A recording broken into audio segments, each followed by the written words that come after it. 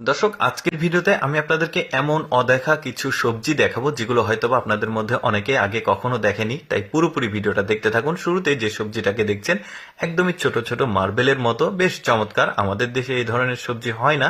দেখতে পাচ্ছেন দারুণ লাগছে, কিন্তু গাছে ছোট ছোট হয়ে ধরে আছে, মনে হচ্ছে মার্বেল। ভেতরটা কাটলে দেখতে পাচ্ছেন এইরকম, খেতেও সম্ভবত খুবই সুস্বাদু হবে।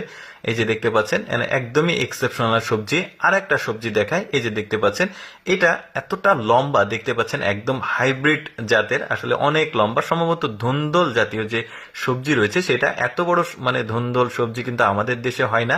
বাট ওরা কিন্তু হাইব্রিড জাতের যে বড় বড় সবজি সেগুলো খেতে পছন্দ করে বা উৎপাদন করে তারা। দেখতে পাচ্ছেন সাইজে কি পরিমাণ বড়। এরকম আশ্চর্যজনক আরো অনেক সবজি দেখাবো আপনাদেরকে, ভিডিওটা পুরোপুরি দেখতে থাকুন। তবে এই সবজিটা কিন্তু বেশ সতেজ লাগছে আর দেখতেও ভালো লাগছে। রান্না কিভাবে হয় সেটাও দেখালো।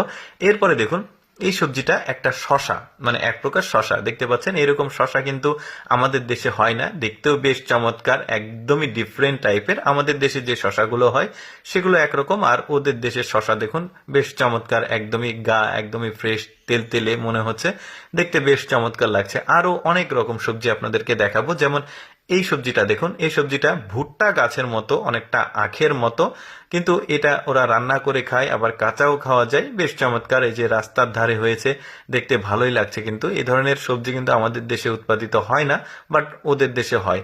এরপরে দেখুন, এটা একটা মিষ্টি কুমড়া, একদমই এক্সেপশনাল একটা মিষ্টি কুমড়া, যেটা আসলে আমাদের দেশে উৎপাদিত হয় না। তার স্ট্রাকচার, মিষ্টি কুমড়ার যে গঠন সেটা একদমই আলাদা।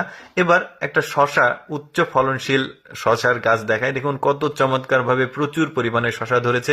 এত পরিমাণে শশা ধরেছে যে গাছে রাখা যায়নি, এটাকে মাটিতে শুয়ে রাখা হয়েছে।